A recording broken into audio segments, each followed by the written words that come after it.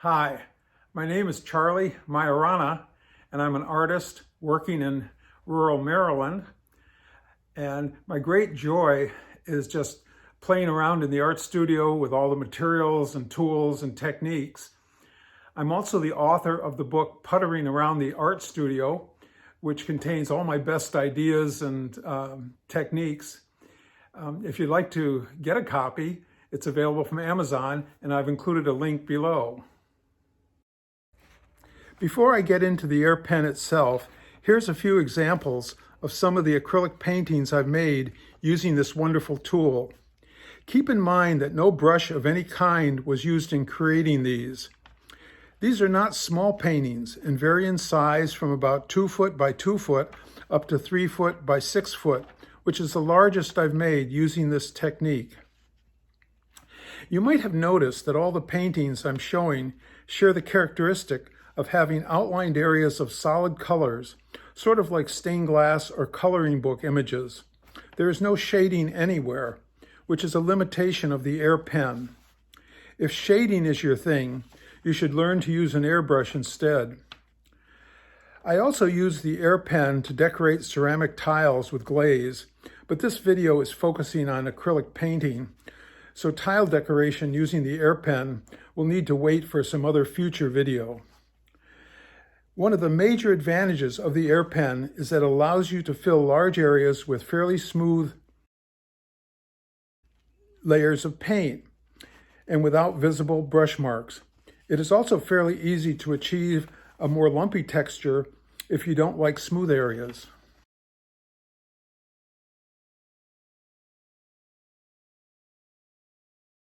An AirPen is an air-powered dispensing device made by the Sugarvale Company that can be used with almost any viscous liquid. It is sold in two versions. One version as a color dispenser and the other version as a cake piping dispenser. As far as I can tell, the only difference between the two versions is the selection of tips that come with it and some sample icing you get with the piping dispensing version. An AirPen costs around $150 and consists of a cartridge that you fill with paint, a nozzle that holds the needle, various kinds of needles, a follower that fits inside the cartridge and pushes the paint out of the cartridge, a pen that has a little hole in it that you put your finger over that controls the flow of the paint, a puller tool, which is basically just a dental pick that is used to pull the follower out of the cartridge, and a small compressor. It takes about 5 minutes to become an expert at using the flow control hole. You can use almost any size standard disposable dispensing needle with the tool to achieve different widths of line, but with acrylic paint, I found that the larger needles work the best.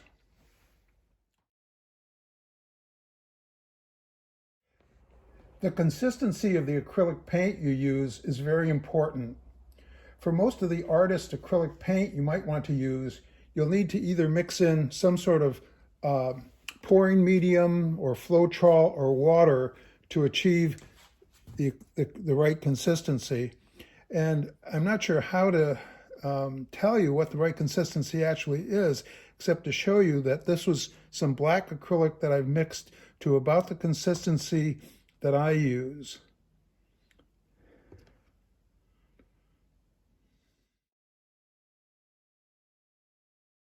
There are basically 3 ways of filling the cartridge with paint. The first way, of course, would be just to remove the follower and then just pour the paint in and then put the follower back in. The second way is to use a large animal syringe, load it up with paint, and then just squirt the paint into the cartridge. Again, you'd have to remove the follower and then put the follower back in. The technique that I use is to use this accessory cartridge filler. Now, it does require a little bit of skill, a little bit of technique to do it. What you have to do is you have to hold the cartridge firmly against the filler and then pull up. And what happens is the acrylic paint comes up through the needle and fills up the cartridge. The advantage of using this tool is that you don't have to remove the follower each time you refill the cartridge. So here I am filling the cartridge. What this clip doesn't show is that when I refill it, I'll run a Q-tip down the side of the cylinder for about 1 inch so I can have a visual indication of how high the paint is in the tube.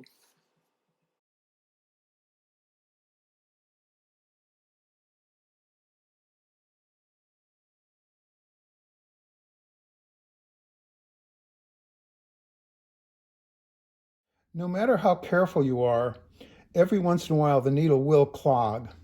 And how I deal with that is I keep a piece of thin music wire close by, and when the needle clogs, I insert it into the needle and just move it up and down, and that clears most clogs.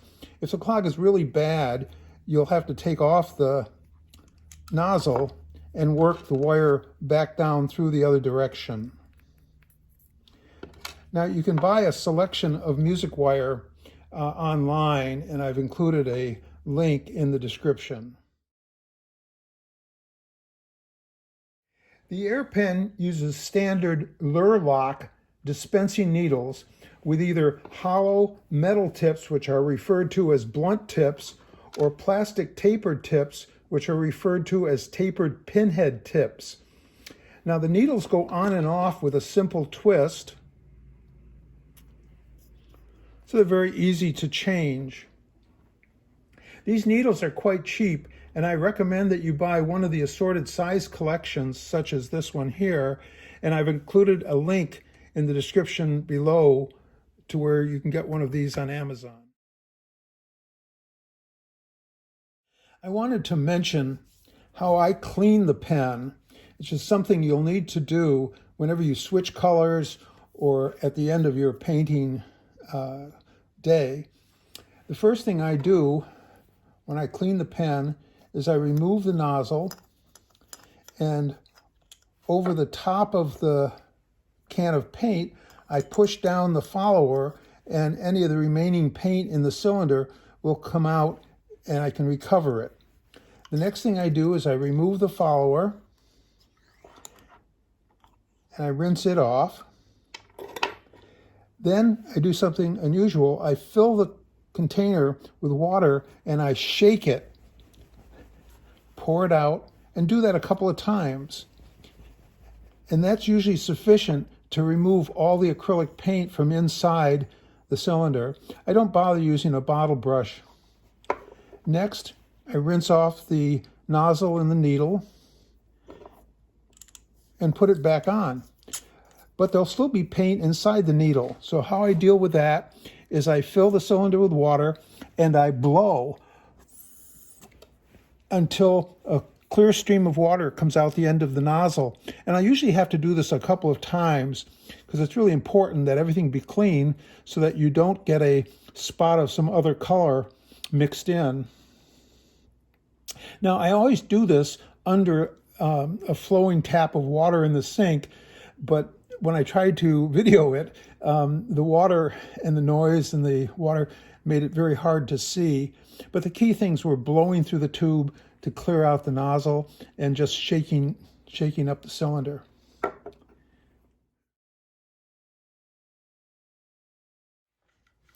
Now, my approach to this kind of drawing is to first create the drawing on my computer using some drawing program. Currently, I'm using EasyDraw, and from the drawing program, I'll print out a black and white outline of the design, the same size as I plan to paint it. I then color in the design also on the computer and print out a little reference drawing so that I can see the colors that I've picked. And I'll have this reference drawing at my side while I'm painting. And my next step, of course, is to transfer the design onto whatever substrate I'm going to be using. In this case, for the demo, I'm going to just paint a small canvas, but I've been using a lot of PVC lately, PVC sheets. Now, if I was going to transfer the design onto a PVC sheet, I'd use my CNC router and just route a very thin, I'd basically engrave the design into the PVC, which makes it very easy. In the case of canvas, I just transfer using one of the transfer methods. In this case, I use just some transfer paper, but the design is very light, and so I had to go over it with a little Sharpie so that you could see it. So this will be the design that I'll be working on. So I'm ready to start tracing over the outline. I've got a little piece of paper towel next to me so that I can try out the pen. And all I'm going to do for my first step is trace the outline. In this case, I've loaded up my AirPen with black. It doesn't have to be black, of course. And I'm just going to trace over the outline.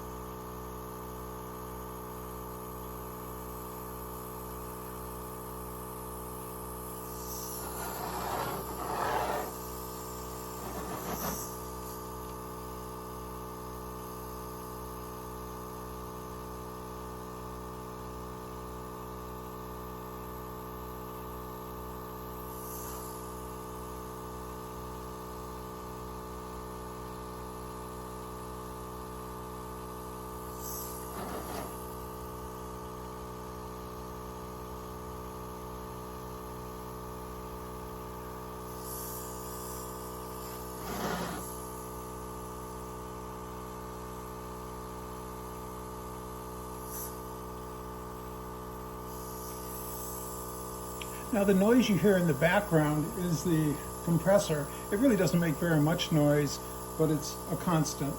Now I won't force you to watch me complete this. I'll turn off the camera, complete the outlining, and then I'll be ready to start filling in the colored areas. At this point, I finished the outlining, which didn't take very long at all, about 15 minutes. And I'm ready to start on filling in the color as soon as the outlines have dried. I'm not too worried about the fact that there are some blobs in the lines, because when I'm putting the color down, I can come up to the lines and refine them quite a bit. Before I started painting, I pre-mixed small containers of each of the colors that I plan to use. So here I've mixed up some orange color, and I'm ready to start on the painting. The outline is all dry, and it doesn't really make any difference where one starts.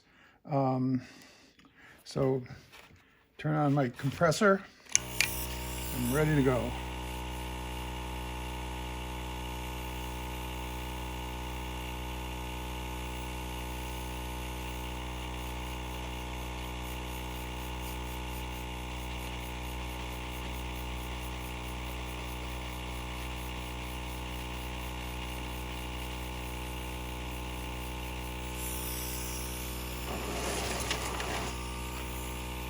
Sometimes I'll put the painting on a turntable, and other times I'll just sort of spin it around.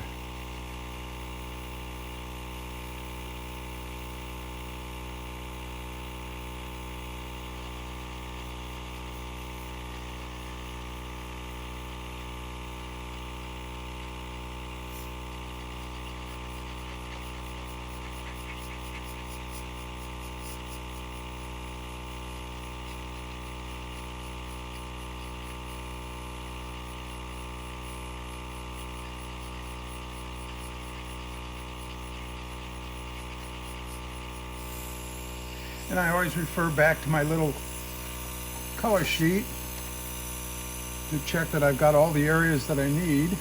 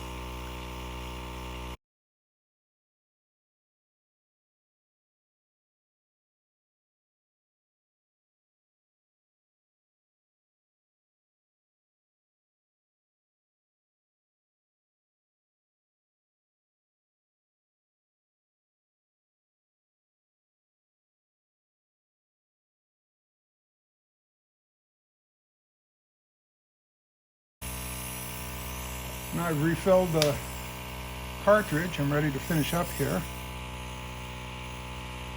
I wish the cartridges held a little more paint, and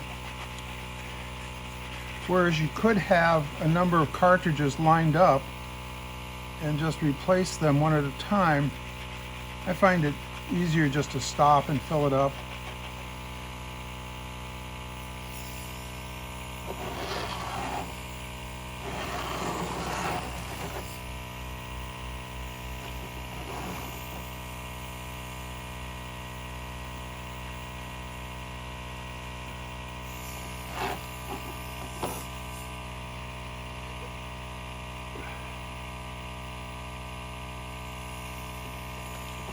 And that's as far as I would go with the orange right now.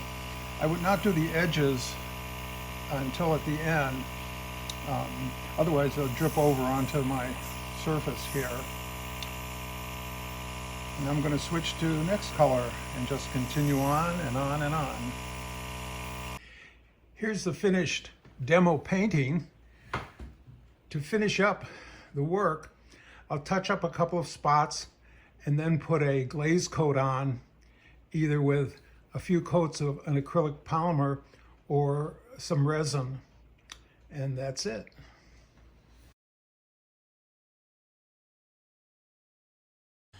Now, how I paint on PVC is really very different than how I paint on other substrates. When I paint on PVC, I first create a vector drawing, and I export it into DXF format and import it into VCarve, which is the software I use to run my CNC router. Once I'm in VCarve or Aspire, I curve fit all the vectors to Bezier curves, and that cleans up the drawing a lot. And then I generate a profile toolpath and I machine the PVC on the router. I'm using a 3/32 ball nose bit and a cut depth of 0.05 inches. I'm machining the vector on the vector itself at 12,000 RPM using a 100 inches per minute feed rate and a 30 inches per minute plunge rate. Now, after the panel has been carved, I then lightly sand the surface and scrub it with a hard bristle brush to remove any little particles. Then I spray paint the panel all over with whatever color I'm going to use to fill the lines.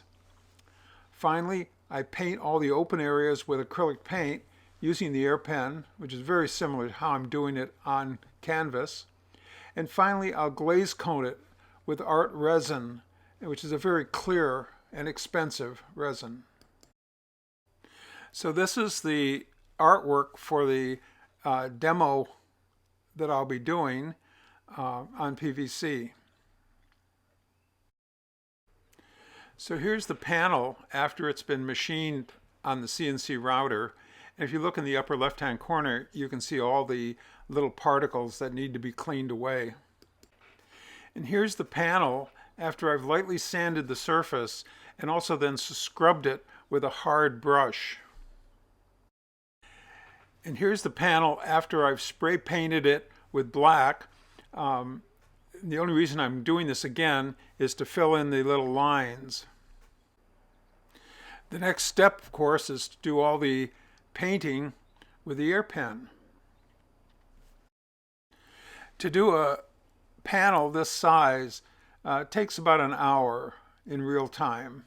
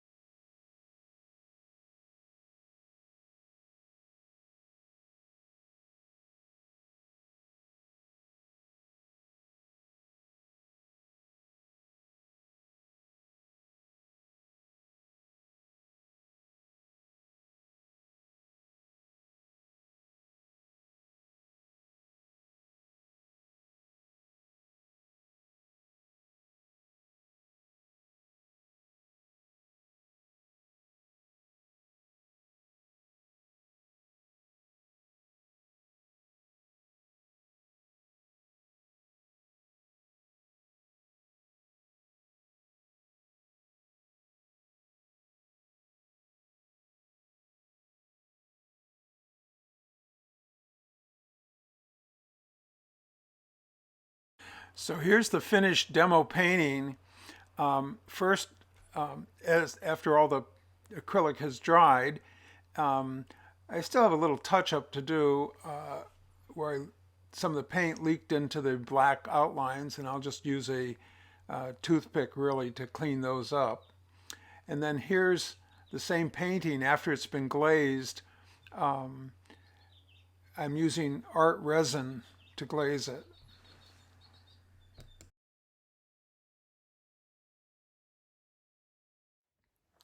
I hope you enjoyed the video, and if you did, just give me a thumbs up. And if you want to see more of this kind of thing, just subscribe to my channel, and I'll let you know when I post new videos.